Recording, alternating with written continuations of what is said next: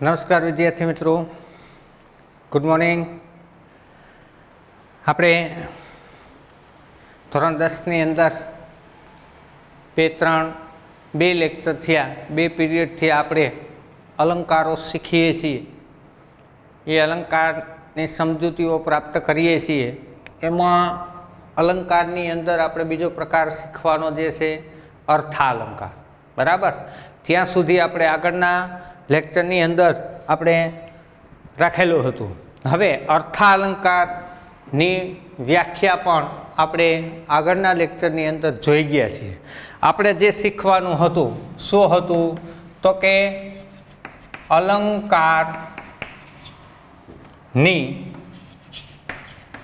સમજ માટેના અગત્યના મુદ્દાઓ. હવે આપણે અર્થાલંકાર શીખવા છે તો અર્થાલંકારની અમુક બાબતો છે એ આપણે શીખવી પડે. એમાં મુખ્ય જે 2 બાબતો છે એ બધાને ખબર હોય. જો એ નહીં ખબર પડે તો અલંકારની અંદર પછી કાંઈ ખબર પડશે નહીં. તો એમાં પહેલી બાબત છે તો કે પ્રાસ. આ પ્રાસ જે છે એ પ્રાસ વિશેનો આપણે ખ્યાલ હોવો જોઈએ. તો એની વ્યાખ્યા લખજો. પ્રાસ એટલે કે પ્રાસ એટલે સરખાપણું પંક્તિમાં સ્વરનું કે વ્યંજનનું સરખાપણું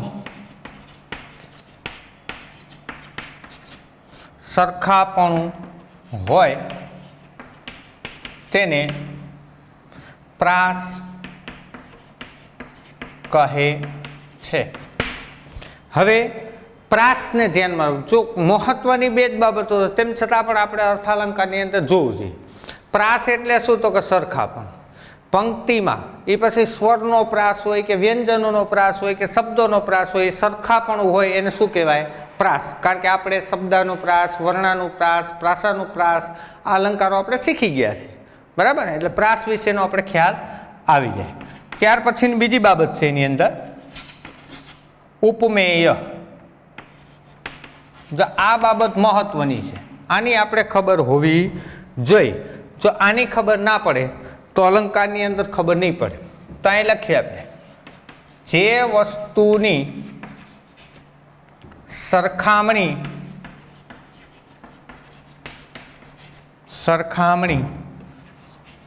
બીજી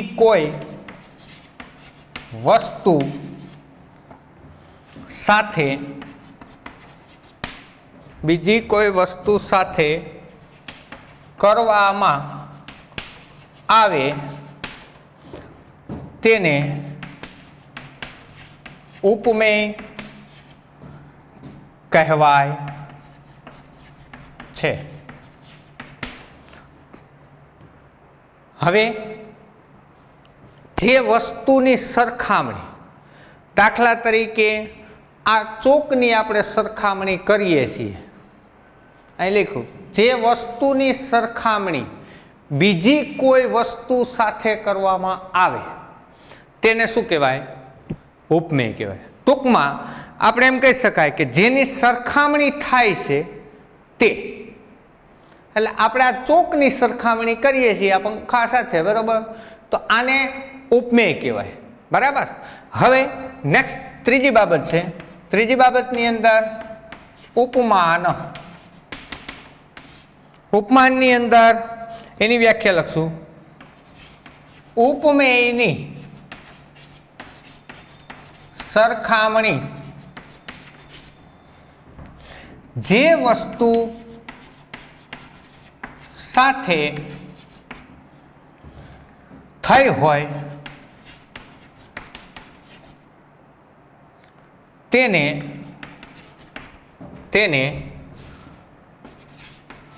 ઉપમાન કહેવાય. હવે આ જ વસ્તુ આપણે શીખ્યા છીએ. આ બે વસ્તુની ખાસ આપણે ઓળખ હોવી જોઈએ. જે વસ્તુની સરખામણી, હવે આના માટે છે ને આપણે આ જ રીતના કરી લઈએ, A B. જે વસ્તુની સરખામણી બીજી કોઈ વસ્તુ સાથે કરવામાં આવે, આની સરખામણી મારે આની સાથે કરવી છે, બરાબર. આની સરખામણી આની સાથે કરવામાં આવે ત્યારે આને શું કહેવાય? તો કે ઉપમેય, બરાબર. હવે અહીં લખ્યું ઉપમેયની સરખામણી જે વસ્તુ સાથે થઈ હોય તેને શું કહેવાય? હવે આની સરખામણી કોની સાથે થઈ હતી? આની સાથે. તો કે અહીં લખ્યું ઉપમેયની જેની સાથે સરખામણી કરવામાં આવે તેને શું કહેવાય? ઉપમાન. હમણાં મેં તમને ચોકનું કીધું હતું કે આ ચોકની સરખામણી પંખા સાથે કરવામાં આવે તો આ ઉપમેય થયું અને આ પંખો ઉપમાન થાય છે. સમજાઈ ગઈ વાત? જેની સરખામણી કરવામાં આવે એને ઉપમેય અને જેની સાથે સરખામણી થાય એને શું કહેવાય? ઉપમાન. રેડી? નેક્સ્ટ એના પછી લખાઈ ગયું ને 3 બાબત. હજી એના પછીની બાબતો છે.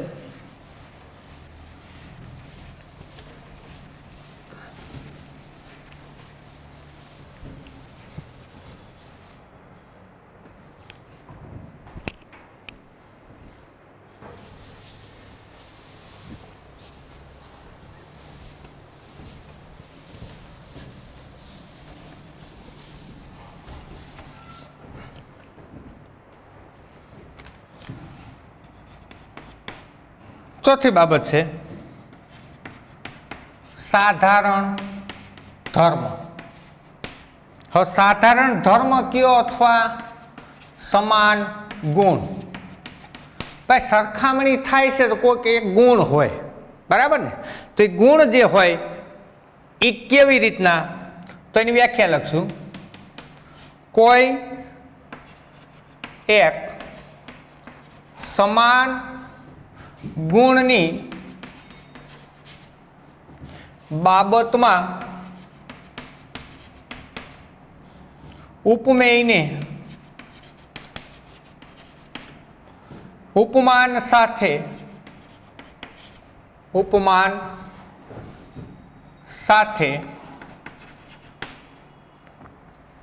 સરખાવવામાં આવે આ ગુણને સાધારણ ધર્મ અથવા સમાન ગુણ કહે છે. ટૂંકમાં ઉપમેય અને ઉપમાનને સરખાપણું દર્શાવતી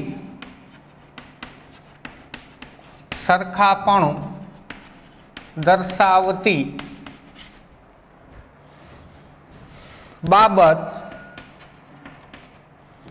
એટલે સાધારણ ધર્મ. હવે સાધારણ ધર્મમાં શું કીધું? કોઈ એક સમાન ગુણની બાબતમાં ઉપમેયને ઉપમાન સાથે સરખાવવામાં આવે એ ગુણને સાધારણ ધર્મ અથવા સમાન ગુણ. કોઈ એક ગુણ હોય છે, આપણે સુંદરતા વિશેની સરખામણી હોય, કરુણતા વિશેની સરખામણી હોય તો આ એક પ્રકારનો ગુણ કહેવાય છે, બરાબર. તો એ જે ગુણ આ વ્યક્તિ આના જેવા છે, આની બાબતની અંદર, વિચારોની બાબતની અંદર, વાણીની બાબતની અંદર, કામની બાબતની અંદર, તો આ એક પ્રકારનો એક સમાન ગુણ કહી શકાય અથવા સાધારણ ધર્મ કહી શકાય. ત્યાર પછીની 5મી બાબત છે, લખાઈ ગયું ને? તો ઉપર લખી નાખો.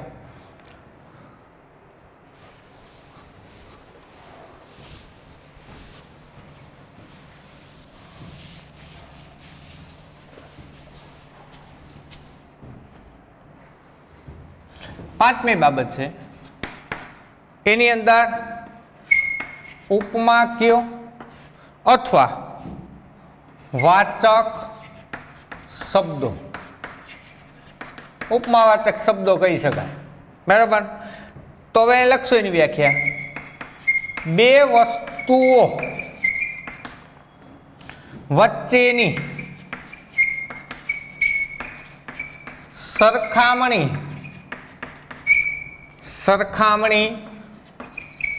દર્શાવતો શબ્દ એ ઉપમા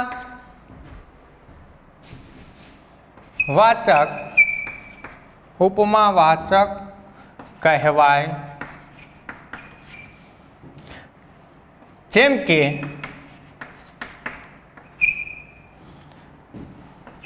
જેવું, જેવી, તુલ્ય,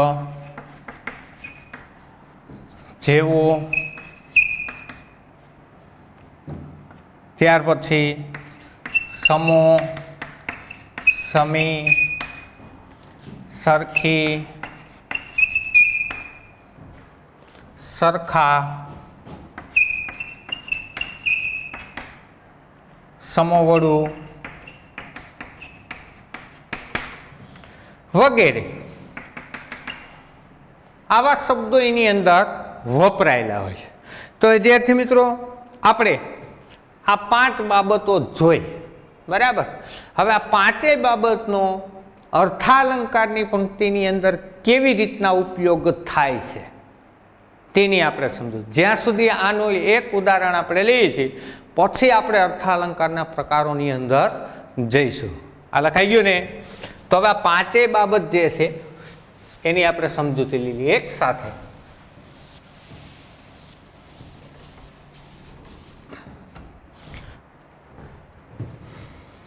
પહેલી બાબત કઈ? તો કે પ્રાસ. બીજી બાબત કઈ? તો કે ઉપમેય. ત્રીજી બાબત કઈ? તો કે ઉપમાન.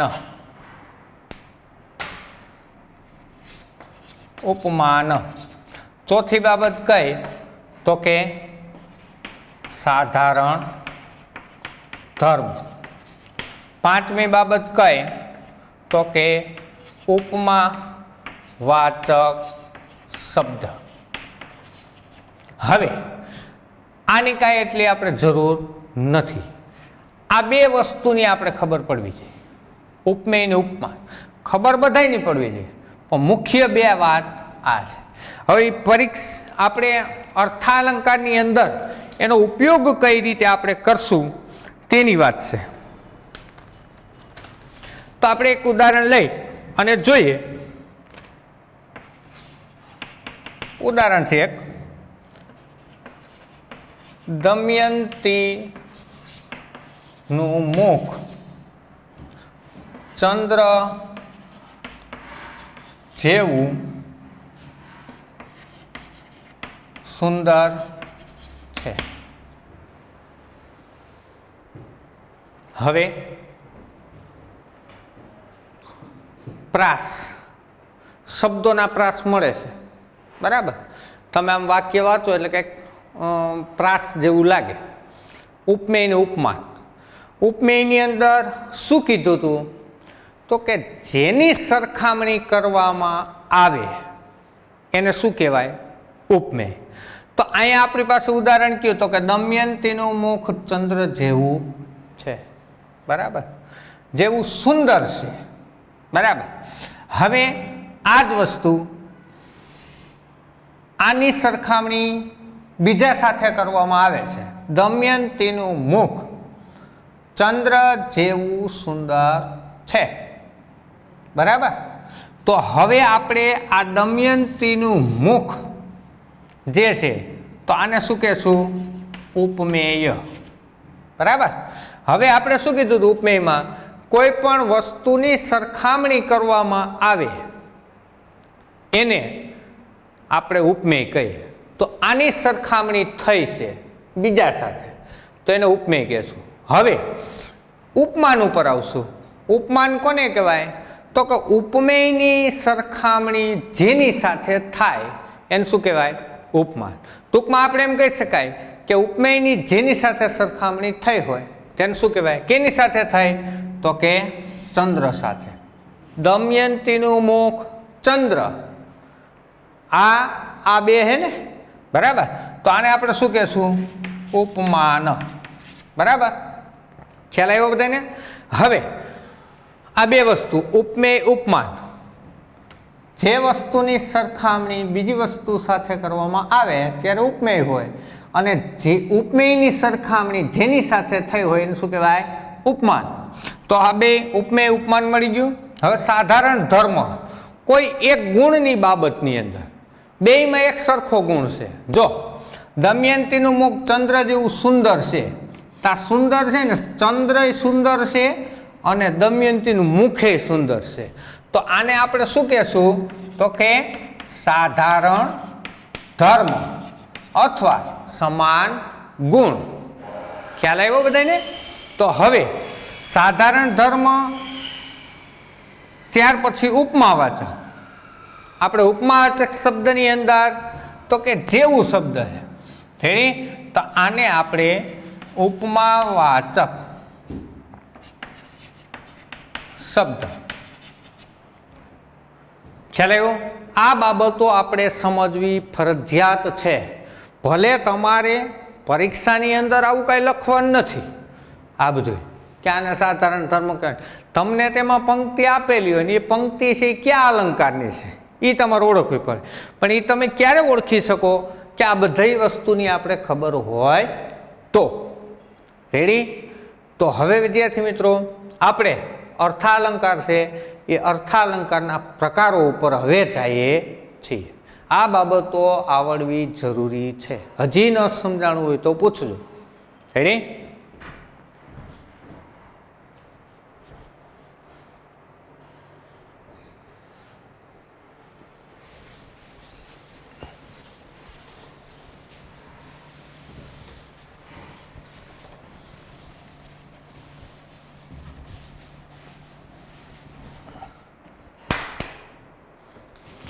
હવે આપણે અર્થાલંકારના પ્રકારો, એ પ્રકારોની અંદર પહેલો પ્રકાર ઉપમા અલંકાર. આ ઉપમા અલંકાર. હવે આની વ્યાખ્યા લખશું. જે અલંકારમાં કોઈ પણ બે વસ્તુની સરખામણી કોઈ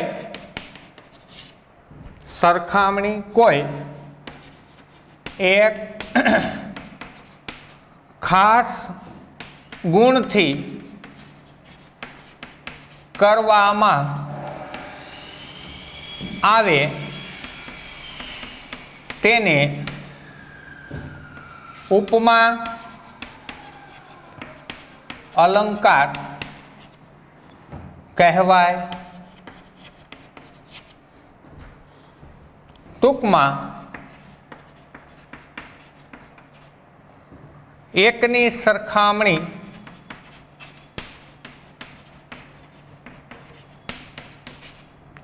સરખામણી બીજા સાથે કરવામાં આવે ત્યારે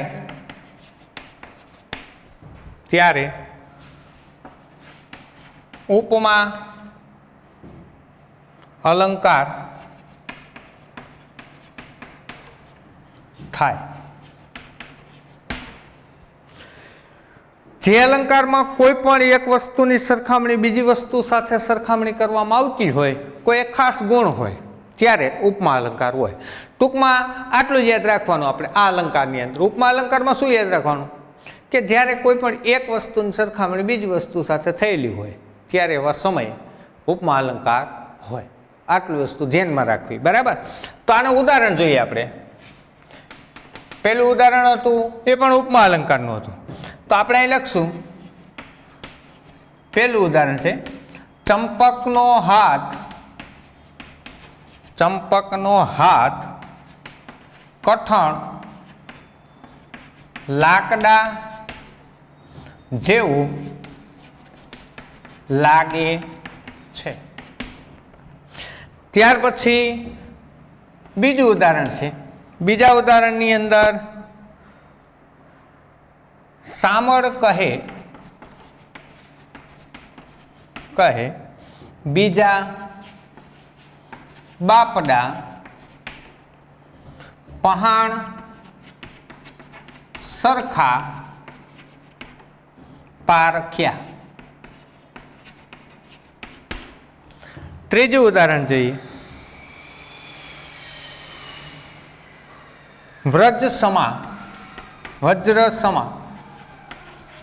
વજ્ર સમા કોટના ગઢને તપાસીએ. હવે આની અંદર વિદ્યાર્થી મિત્રો આપણે જોયું ઉપમા અલંકારની અંદર શું તો કે એક ટૂંકમાં એકની સરખામણી બીજી વસ્તુ સાથે કરવામાં આવે, બીજા સાથે કરવામાં આવે ત્યારે એવા સમયે ઉપમા અલંકાર હોય. અને એમાંય ના ખબર પડે તો આપણે ઉપમાવાચક શબ્દો લખાવ્યા ખબર હોય તો જેવો જેવી જેવું સી સો સી સરખા સમૂહ સમોડું સરખા સમે આવા શબ્દો જ્યારે આપેલા હોય ને એટલે ઉપમા અલંકાર જ હોય. આપણે અહીં જોઈએ ચંપકનો હાથ કઠણ લાકડા જેવો લાગે. હવે આ વસ્તુ જે છે ચંપકનો હાથ અને આ લાકડા આ બે સાથે સરખામણી કરી છે. લાકડું પણ કઠણ હોય અને ચંપકનો હાથ પણ કઠણ છે. તો આપણે શું કીધું હતું અહીંયા શું આવશે ઉપમેય, કારણ કે એક વસ્તુ આની સરખામણી આની સાથે થાય છે એટલે આને શું કહેશું ઉપમેય. આ લાકડાને શું કહેવાય તો કે ઉપમાન. બરાબર. હવે બેયમાં એક ખાસ ગુણ હોય, લાકડું પણ કઠણ છે અને ચંપકનો હાથ પણ કઠણ છે. તો આપણા માટે આ કઠણ શબ્દ જે છે એ શું બનશે તો કે સાધારણ ધર્મ. બરાબર, અથવા સમાન ગુણ. ત્યાર પછી જેવો શબ્દ શું આવશે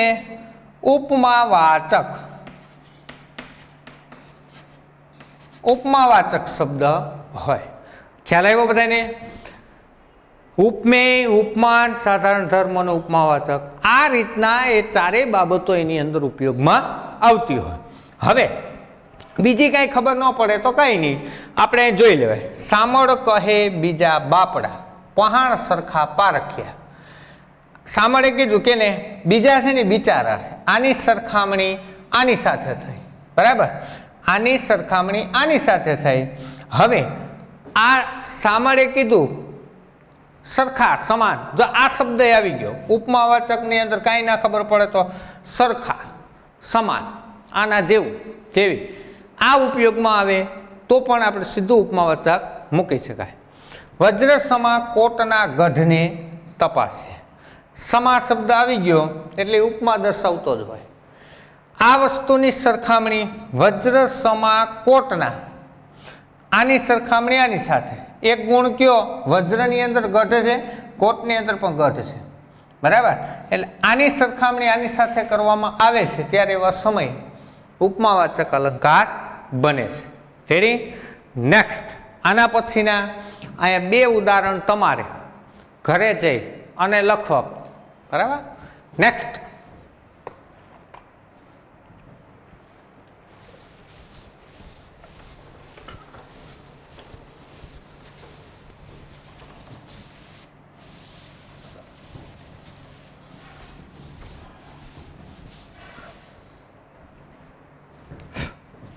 બીજો પ્રકાર છે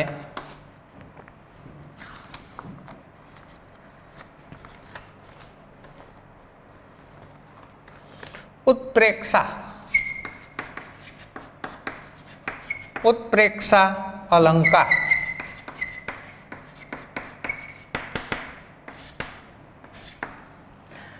એની વ્યાખ્યા લખશું. જે અલંકારમાં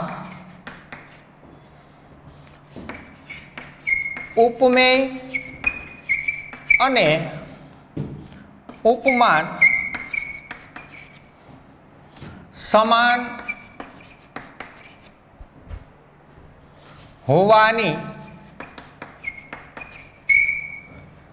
સંભાવના કે કલ્પના વ્યક્ત કરવામાં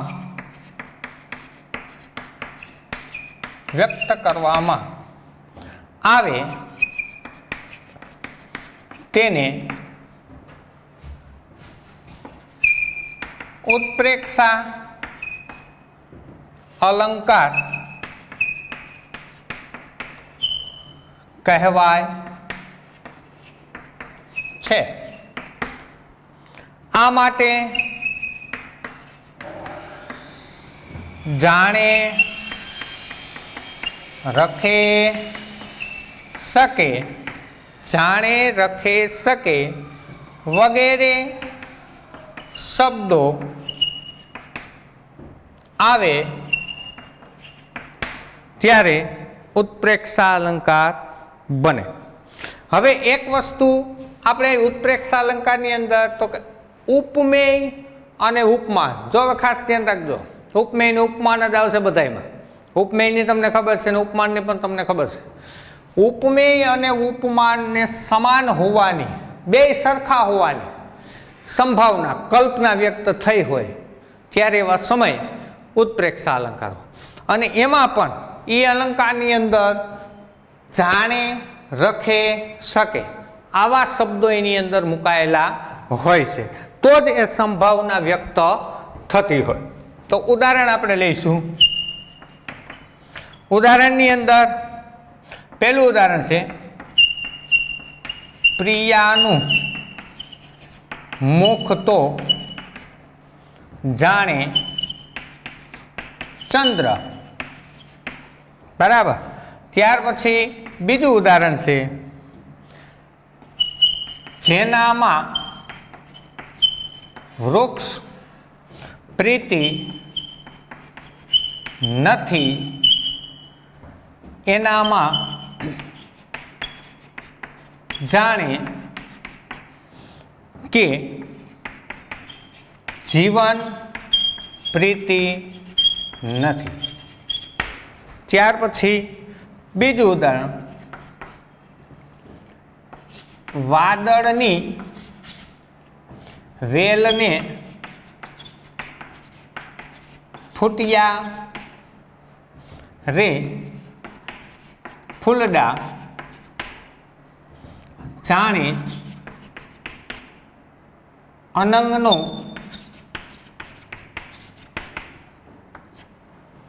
બાગ. આપણી પાસે આ ત્રણ ઉદાહરણ છે. આપણે શું કીધું વ્યાખ્યામાં? તો કે ઉપમેય અને ઉપમાન સમાન હોવાની સંભાવના, કલ્પના વ્યક્ત થઈ હોય ત્યારે એવા સમય ઉત્પ્રેક્ષા અલંકાર હોય. હવે અહીં જોઈએ, પ્રિયાનું મુખ તો જાણે ચંદ્ર. હવે આને શું કહેવાય? ઉપમેય. આને શું કહેવાય? ઉપમાન. આની સરખામણી આની સાથે થઈ એટલે આપણે બધાને ખબર છે કે જેની સરખામણી કરવામાં આવે એને ઉપમેય, જેની સાથે થયેલી હોય એને ઉપમાન કહેવાય. તો પ્રિયાનું મુખ છે તો જાણે ચંદ્ર. હવે જો ચંદ્ર જેવું કાંઈ મુખ હોય નહીં, એટલે અહીં લખ્યું ઉપમેય અને ઉપમાન સમાન હોવાની, આ બે સરખા છે એવું સાબિત કરે છે. તો સરખા હોવાની સંભાવના વ્યક્ત થયેલી હોય ને એમાંય ખાસ કરીને જો આપણે અહીં લખ્યું કે જાણે રખે ને શકે, આ શબ્દ એની અંદર પાછો મુકાયેલો છે. આ કલ્પના દર્શાવે છે, સંભાવના વ્યક્ત કરે છે. બરાબર. ત્યાર પછી બીજી ઉદાહરણ લઈએ, જેનામાં વૃક્ષ પ્રીતિ નથી એનામાં જાણે કે જીવન પ્રીતિ નથી. જો આ વસ્તુ ન હોય તો આ વસ્તુ નથી. તો ઉપમેય ઉપમાન થયું. આને ઉપમેય કહેવામાં આવે, આને ઉપમાન કહેવામાં. ઉપમેયને ઉપમાનની બેની સરખી હોવાની, બે સમાન હોવાની. જો આ હોય ને તો પેલું છે, બાકી છે નહીં. એટલે એને કીધું કે ઉપમેયને ઉપમાન હોવાની સંભાવના અથવા કલ્પના વ્યક્ત કરવામાં આવે ત્યારે એ ઉત્પ્રેક્ષા. ને એમાંય ખાસ કરીને પાછું આપણે એ કીધું જાણી રખીને શકે. આ શબ્દ એની અંદર મુકાય જે સંભાવના વ્યક્ત કરે છે. વાદળની વેલને ફૂટિયારે ફૂલડા જાણે અનંગનો બાગ. આની સરખામણી આની સાથે થાય અને ખાસ કરીને જાણે શબ્દ એની અંદર વપરાયેલો છે. રેડી? આ હતો બીજો પ્રકાર. કયો? ઉત્પ્રેક્ષા અલંકાર. આની અંદર શું જાણે રખે ને શકે શબ્દ મુકાયેલા હોય એટલે કયો અલંકાર હોય? ઉત્પ્રેક્ષા. રેડી? તો આ પાકી બુકની અંદર અત્યાર સુધીનું જેટલું આપણે અર્થાલંકારની બાબતો જોઈ, એના પછીના એના બે પ્રકારો જોયા. આ તમામ વસ્તુ તમારે પાકી બુકની અંદર લખવાની છે. અહીં સુધી આપણે રાખશું. આના પછીના લેક્ચરની અંદર ફરી પાછો આપણે અર્થાલંકારના પ્રકારો બાકી છે એ આપણે પૂરા કરશું. અસ્તુ. જય હિન્દ.